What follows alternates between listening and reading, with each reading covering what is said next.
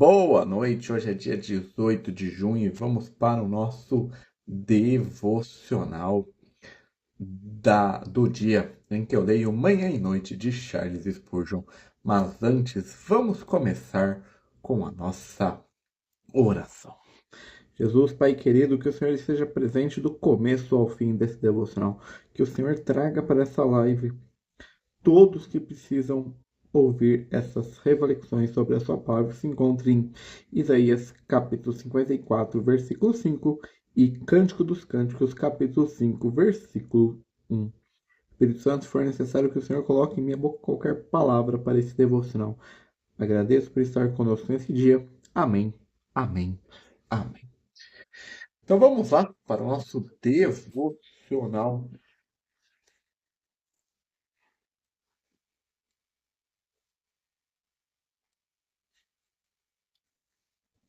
Nosso devocional do dia, começando lendo a introdução do livro do profeta Isaías para nós lermos o nosso devocional da manhã. Autor e período desse livro se apresenta como filho de um homem, Isaías, filho de Amós.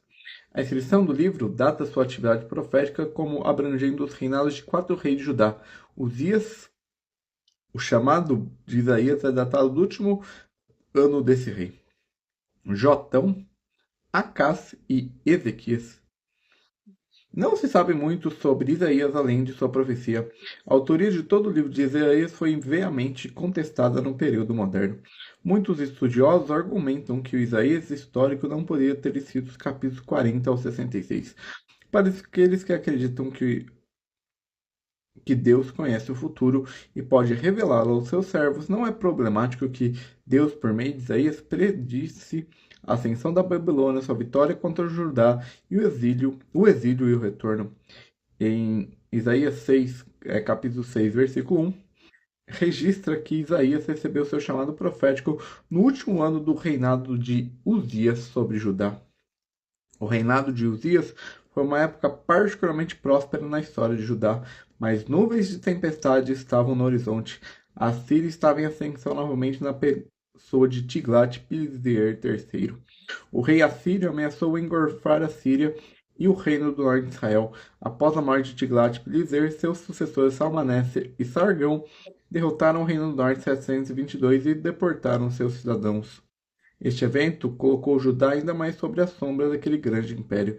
Isaías 37, capítulo 37, versículo 38, sugere que o profeta viveu até a morte de Senaqueribe em 681 a.C. A visão de Isaías se estendeu além do século VIII pelo resto do período do Antigo Testamento e além. Os autores do Novo Testamento citaram Isaías como encontrando cumprimento nos grandes eventos em torno de Jesus Cristo, o Messias e servo sofredor. Estrutura: o livro de Isaías é uma combinação de prosa e poesia. A prosa é encontrada principalmente nos capítulos 36 ao 39, uma seção que forma uma ponte entre as duas seções do livro.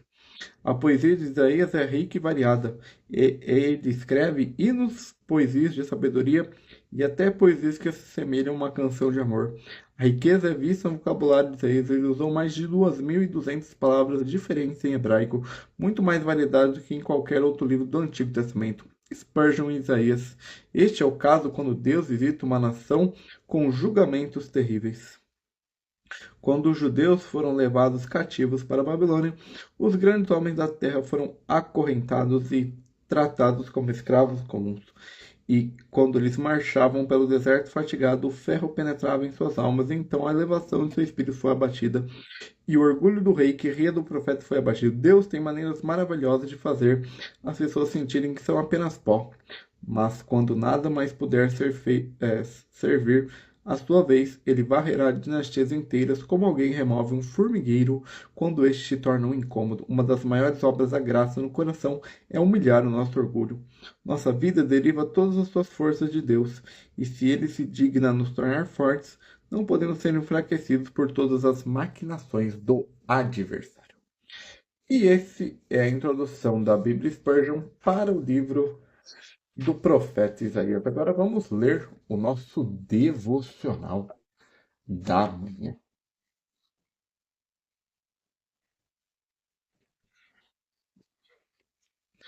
Teu Redentor. Isaías capítulo 54, versículo 5.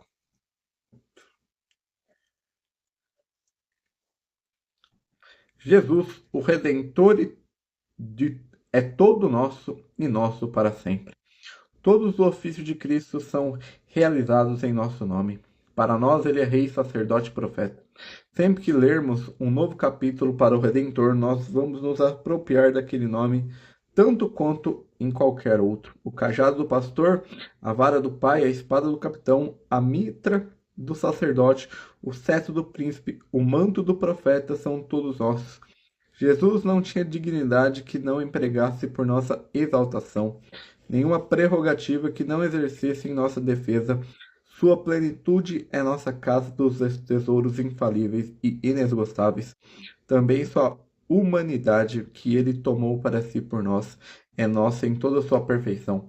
Para nós, nosso gracioso Senhor comunica a virtude imaculada de um caráter inoxidável. Para nós, ele concede a eficácia meritocrática de uma vida devota em nós. Ela ortoga a recompensa adquirida pela submissão obediente e pelo serviço incessante. Ele faz da vestimenta imaculada de sua vida beleza que nos cobre, das virtudes resplandecentes seu caráter, nossos ornamentos e joias, da mansidão sobre-humana de sua morte, nosso orgulho e glória. Ele nos lega sua manjedoura, de onde aprendemos como Deus desceu ao homem e sua cruz para nos ensinar o homem pode subir a Deus. Todos os seus pensamentos, emoções, ações, declarações, milagres e intercessões foram por nós.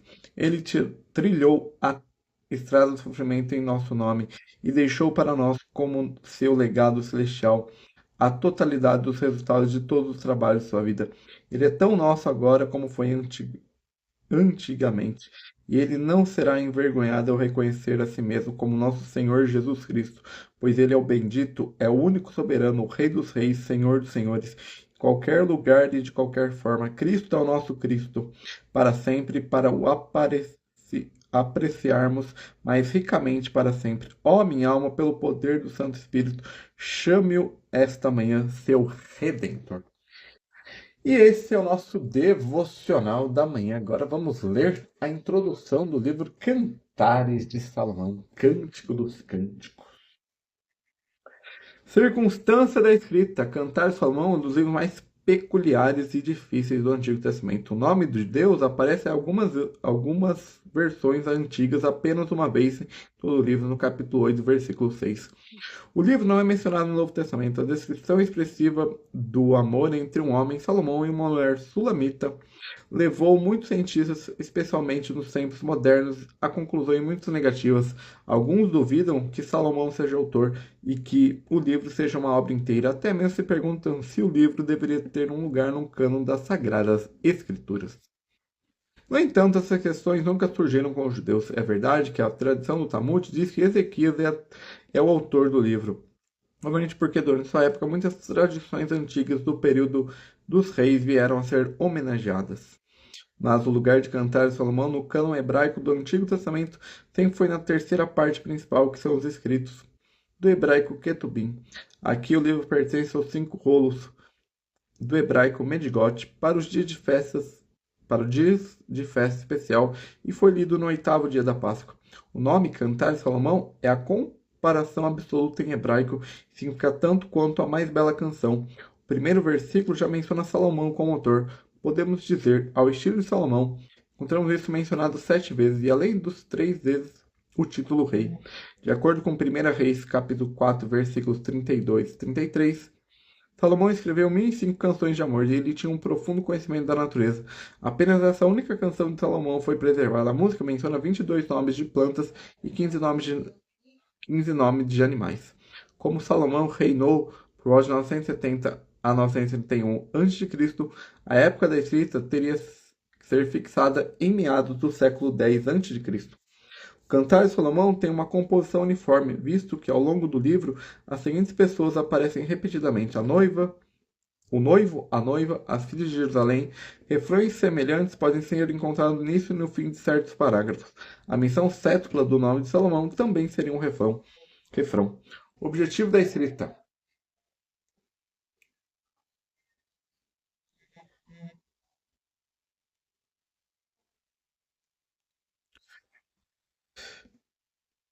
O objetivo da escrita. Os expositores de Cantares de Salomão têm diversas maneiras de pensar, tanto nos tempos antigos como nos modernos. Alguns acham que o livro está descrevendo o amor do rei Salomão por uma pobre pastorinha.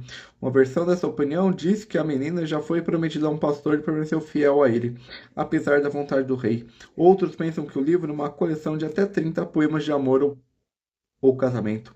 Finalmente, há quem pense que a origem se encontra nos hinos dos cultos babilônico, nos hinos dos cultos babilônicos de Tammuz, que é a idolatria. A pessoa da Sulamita também suscitou muitas suposições, mas todas desejam forte, um firme alicerce eccristurístico. Com base nas escrituras, podemos concluir que, embora Salomão tivesse 1000 esposas, seu coração não estava satisfeito. Apenas uma simples pastorinha foi capaz de dar-lhe o amor e a alegria e satisfação que, segundo os pensamentos de Deus, deveriam controlar e dominar a relação entre a mulher e o homem. Isso leva à questão do qual propósito o Espírito Santo está perseguindo o livro. Lá, novamente, encontramos uma variedade de pensamentos. Os judeus sempre viram uma descrição do amor de Jeová por seu povo Israel. Os pais da igreja interpretaram pelo amor de Cristo por sua igreja. No início da cristandade, uma explicação adicional diz que o livro contém canções que o amor conjugal é glorificado. Não considerando a causa externa, o assunto do livro só pode ser a revelação do remanescente judeu fora de Israel com seu rei, o Messias. É claro que a Assembleia de Deus também é uma noiva, mas é a noiva, esposa do Cordeiro. Entre ela e o noivo existe uma relação firme desde o início, e esse relacionamento é baseado na obra de Cristo e na habitação do Espírito Santo. A conclusão externa ocorrerá nas ceias da boda do Cordeiro. Cantar Salomão, entretanto, Salomão, como um rei, é um tipo de Cristo, como um verdadeiro rei da paz. O conteúdo mostra precisamente que a noiva ainda não tem uma comunhão firme com o rei, mas anseia por sua comunhão e amor. O livro contém principalmente diálogos entre a noiva e o noivo, além de outras pessoas são apresentadas: as filhas de Jerusalém, os vigias da cidade, os irmãos e a irmãzinha da noiva.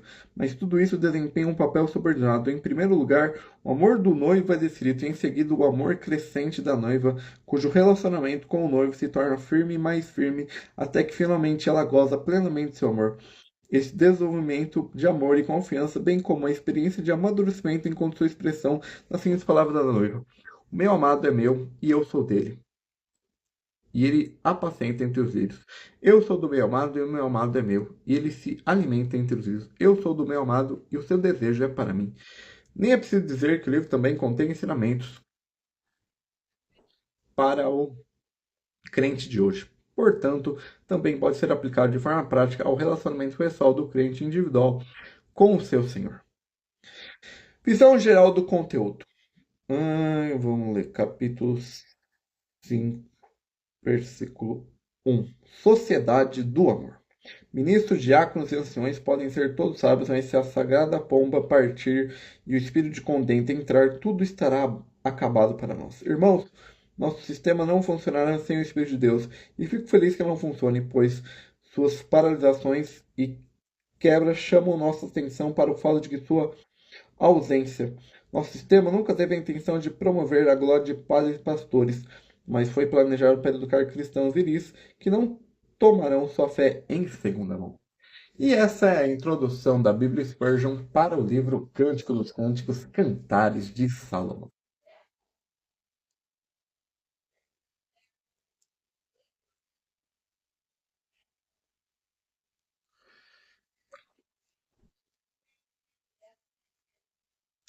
Já entrei no meu jardim, minha irmã, noiva minha. O coração do cristão é o jardim de Cristo. Ele o comprou com seu precioso sangue, entrou nele e o declarou como seu. Um jardim implica em separação. Não é um espaço aberto, não é uma selva, é cercado. Será que poderíamos ver o muro de separação entre a igreja e o mundo se tornar mais amplo e mais forte? É lamentável ver de cristãos. Bem, não há mal nisso, não há mal naquilo, ficando assim o mais próximo possível do mundo. A graça está reduzida naquela alma que pode chegar ao ponto de questionar até onde pode ir na conformidade com o mundo. Um jardim é um lugar de beleza, supera de longe as terras selvagens não cultivadas. O cristão genuíno precisa buscar ter mais excelência em sua vida do que o melhor moralista, porque o jardim de Cristo deve produzir as melhores flores de todo o mundo. Mesmo a melhor flor é pobre comparada ao que Cristo merece. Não vamos mandá-la embora com plantas secas e raquíticas. Os lírios e as rosas mais raras, ricas e selecionadas devem florescer no lugar que Jesus chama de seu. O jardim é um lugar de crescimento. Os santos não devem permanecer subdesenvolvidos, sempre com flores simples e botões. Devemos crer na graça e no conhecimento de nosso Senhor e Salvador Jesus Cristo. O crescimento deve ser rápido onde Jesus é o agricultor e onde o Santo Espírito orvalha do céu. Um jardim é um lugar de retiro. Assim, o Senhor Jesus quer preservar nossa alma como um lugar na qual ele possa se manifestar como não o faz no mundo. Ó, que os cristãos sejam mais separados, que mantenham seu coração mais fielmente fechado em Cristo.